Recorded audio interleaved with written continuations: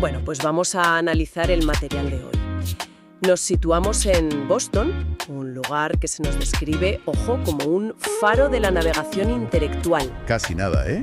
Un océano de pensamiento, como dices. Un sitio donde, pues, escritores, filósofos, científicos, todos confluyen ahí.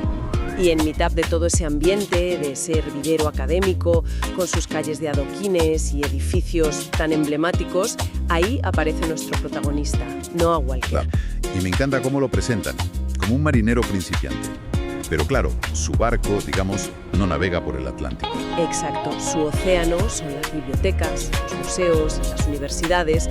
Va de un sitio para otro buscando algo, un presagio, dice el texto. Es como si intuyera que algo va a pasar, pero a la vez como si huyera de lo que él llama el puerto seguro de un conformismo condescendiente. Ahí está. Y es que justo en ese contraste está para mí el meollo de la cuestión. Totalmente. Tienes una ciudad que es pura energía, pura vida intelectual. Y luego este chico, a Noah, sintiéndose como en una balsa a la deriva. Completamente solo. Y creo que nuestro análisis de hoy tiene que ir por ahí, ¿no? Por ese viaje interior que emprende.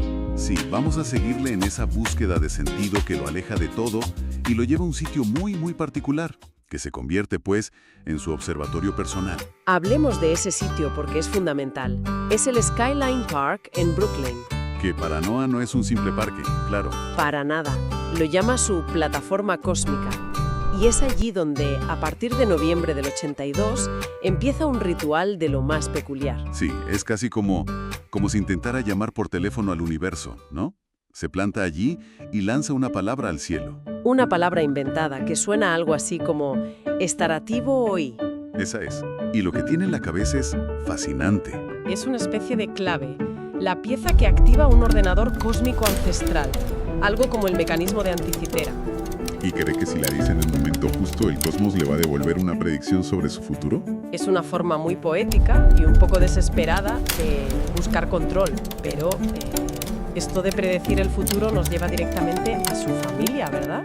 Claro, no es una idea que le venga de la nada. Para nada. Su padre, Philip Walker Davison, hizo una fortuna tremenda en los años 70 con el negocio del petróleo. Y el material subraya que su éxito venía de ahí, de su habilidad para la indagación oportuna de acontecimientos futuros, o sea, de anticiparse al mercado. Pero la búsqueda de Noah es muy distinta. Ahí queríamos llegar. El padre busca predicciones prácticas para ganar dinero. Pero Noah, ¿qué busca él? No es algo pragmático, desde luego. Es algo existencial. Y para entender por qué, hay que ver su situación en casa. Totalmente. Sus dos hermanos mayores ya tienen la vida, digamos, encarrilada. Philip Jr. en West Point y Charles en la Escuela de Negocios de Stanford. Caminos rectos, definidos. Y mientras Noah, con 16 años, se siente como un insociable funambulista. Un equilibrista sin red. ¿Qué imagen más potente? Y es que está atrapado. Por un lado, la casa de su padre, donde no encaja. Y por otro, un internado militar donde sufre, y cito, ultrajes psicológicos. Su día a día es precario, es solitario. Por eso el ritual en el parque no es una simple excentricidad de adolescente. Claro, es su manera de crear un foco de atención, de poner un ancla en su vida para no sentirse tan a la deriva. Y una noche, esa ancla le lleva a un lugar inesperado. Se siente en total desamparo. Va al parque, se pone el Walkman y se pone a su grupo favorito, Rush. Y ahí pasa algo. La música, de alguna forma, abre una puerta. Parece un salto un poco extraño, ¿no? De una banda de rock a tener visiones del pasado.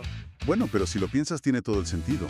Lleva tiempo intentando forzar una respuesta del futuro, mirando a las estrellas, y no saca nada. Y quizá la música es lo que le permite por fin rendirse, dejar de mirar hacia afuera y empezar a escuchar lo que ya lleva dentro. Es un giro de 180 grados. En vez de una visión del futuro, su mente viaja de cabeza al pasado. Busca un anclaje en sus ancestros, en las historias de su abuela, Mary Lou Davison, para intentar construir lo que el texto llama el germen de una perspectiva. Y las imágenes que le vienen son brutales. Si de repente ve barcos hundiéndose en mares salvajes, monstruos marinos, son imágenes sacadas directamente de los relatos de su abuela, Mary Lou Davison. A la que todos llamaban la Mama. Y este es un punto de inflexión tremendo en su historia. Absolutamente. Como no encuentra respuestas en el presente, se gira hacia su herencia. Busca, literalmente, un sentido de identidad genética. Algo que le diga quién es, de dónde viene, y lo que descubre es que no está tan solo como pensaba. Se da cuenta de que forma parte de una hueste de aventureros. Una estirpe de navegantes, de peregrinos, gente marcada por un instinto de exploración. Pero ojo, que se describe como algo con doble filo. Por un lado es su identidad, pero por otro es una condena existencial. Espera, condena existencial. Suena muy denso. ¿Qué quiere decir eso exactamente? ¿Que están malditos o algo así? Más que malditos, yo diría que están programados. Es como si llevaran un impulso genético, casi un algoritmo, que los obliga a marcharse, a levar anclas. O sea, que no es una elección. Es una necesidad que los arrastra. Y saben que si lo hacen, nunca volverán a hacer los mismos. Es una condena, en el sentido de que no pueden escapar de su propia naturaleza, ¿sabes? Entendido. Es una carga que llevan de generación en generación. Y de todas las historias que le contaba la mamá, hay una que esa noche le explota en la cabeza. La fábula del Essex. Esa misma.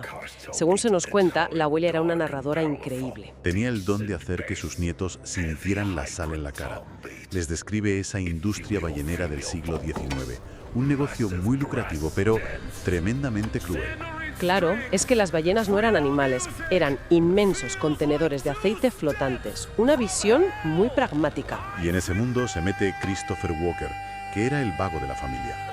Un día siente esa llamada, esa conmoción que estremece a los Walker, y se embarca. En el ballenero Essex, desde Nantucket, sobre 1820. Y su padre, al despedirlo, lo maldice. Pero no por irse, sino por romper lo que llama un pacto de nobleza no escrito con el océano. Vaya frase. Es como si le acusara de traicionar al mar, de ir a explotarlo en vez de a respetarlo. Y bueno, la tragedia que viene después es tristemente famosa. A miles de kilómetros de la costa, un cachalote gigantesco ataca el barco. No una, sino varias veces, con una intención muy clara, hasta que lo hunde. Y lo que viene después es un infierno. 90 días a la deriva en 3 botes pequeños. El relato es durísimo.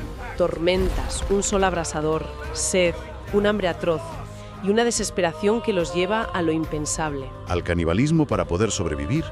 De 21 tripulantes, solo se salvan 8. Es una historia de supervivencia, pero también del horror al que puede llegar el ser humano. Pero la historia no es solo una aventura en el mar. Si la conectamos con Noah, es una moraleja brutal. Sobre las consecuencias de la avaricia humana, sí. Pero el remate final, la ironía que cierra la historia de Christopher es demoledor. Totalmente.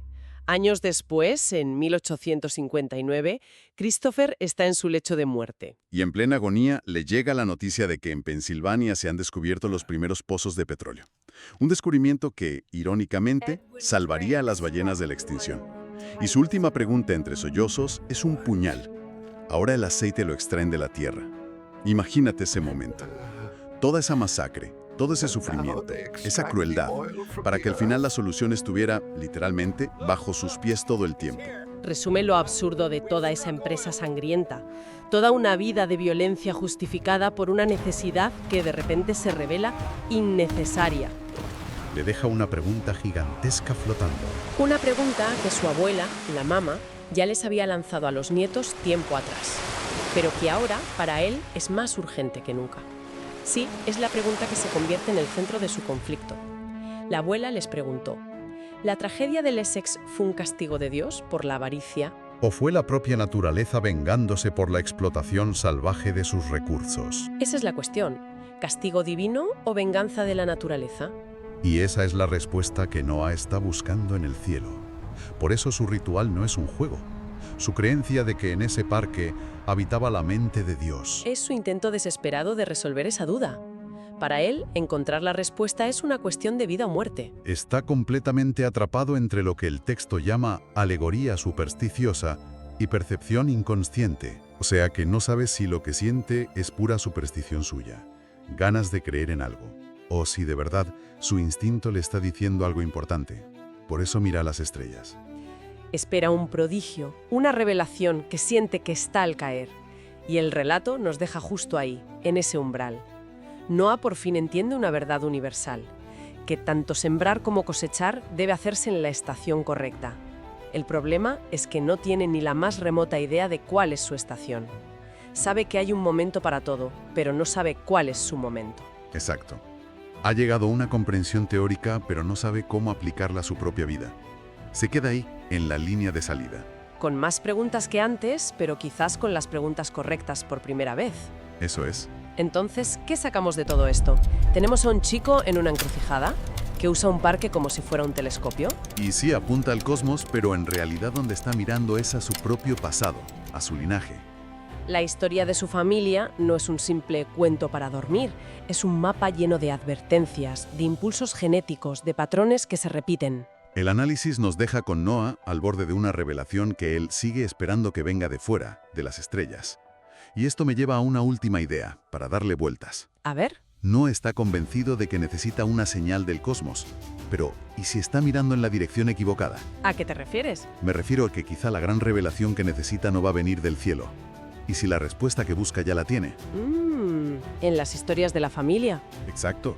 ¿Y si todo ese compendio de historias familiares, con sus tragedias, sus impulsos y sus preguntas, no es la condena existencial que él cree, sino que es en realidad la única brújula que tiene para navegar su propia vida? O sea que quizá no necesita un mapa de las estrellas. Sino aprender a leer el mapa que ya lleva en la sangre.